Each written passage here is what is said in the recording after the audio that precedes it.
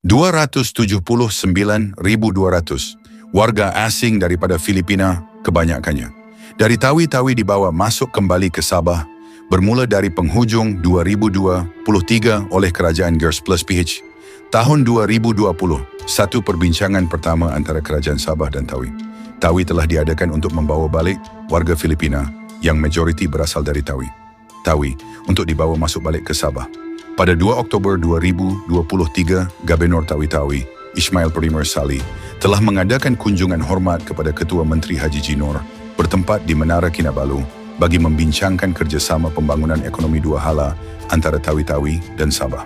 Melalui posting FB page beliau, Duta Khas Sabah untuk BIM Piaga, Pandikar Amin Mulia dikatakan yang mengatur mesyuarat tersebut yang turut membincangkan cara untuk menangani nasib warga Filipina yang dihantar pulang dari Sabah. Kedua-dua pihak kemudian komited menghasilkan program yang mampan dan saling menguntungkan untuk membantu warga Filipina yang majoriti daripada Tawi-Tawi untuk penempatan mereka semula di Sabah, September 2024. Data Jabatan Perangkaan Malaysia mendedahkan terdapat 1,043,400 penduduk Sabah berstatus bukan warga negara banding 764,200 orang pada tahun 2022, penambahan seramai 279,200.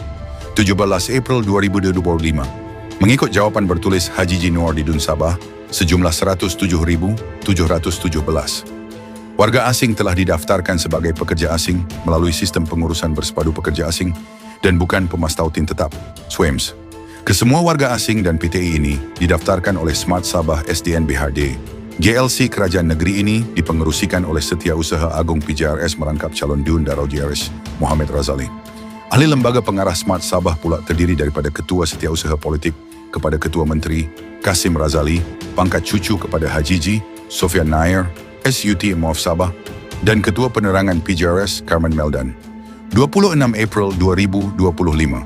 Bekas Timbalan Ketua Menteri NAI, Jeffrey Kitingan, yang juga adalah Presiden Parti Star Sabah, telah mengakui bahawa terdapat lebih 100,000 PTA telah diputihkan oleh Jabatan Imigresen Sabah. Jeffrey turut merupakan pengerusi jawatan kuasa khas mengenai pekerja asing serta warga asing tanpa dokumen sah. 14 Ogos 2025, Menteri KDN Saifuddin Nasution telah mengumumkan kerajaan negeri telah mendaftar sejumlah 113,282 pekerja asing di Sabah. Dalam kenyataan yang sama, Saifuddin turut mengatakan, daripada 2,000 pemohon di Sabah, terdapat 1,247.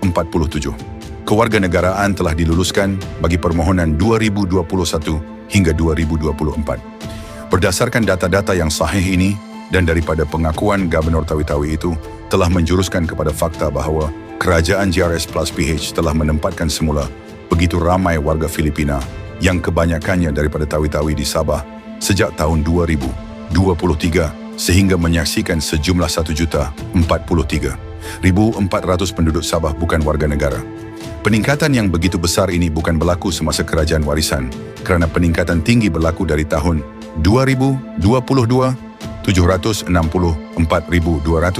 hingga hujung 2024, 1,043,400 iaitu seramai 279,200. Maka mana relevannya tohmahan dan fitnah? Cyber Trooper GRS plus PH mengatakan, warisan mesra PTI, Syafi bagi IC kepada PTA dan bermacam-macam fitnah yang digita semula.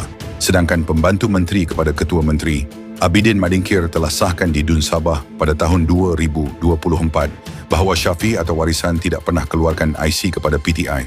Jika tuduhan mereka ini benar, kenapa sampai sekarang tiada tindakan undang-undang diambil ke atas Syafi atau Aziz Jaman? Bukti semua sudah kami tunjukkan. Dakan Sabahan, especially orang KDMR masih mau percaya kepada tipu muslihat. Jerung-jerung gabungan rasuah Sabah lagi, GRS sah penternak warga asing Filipina.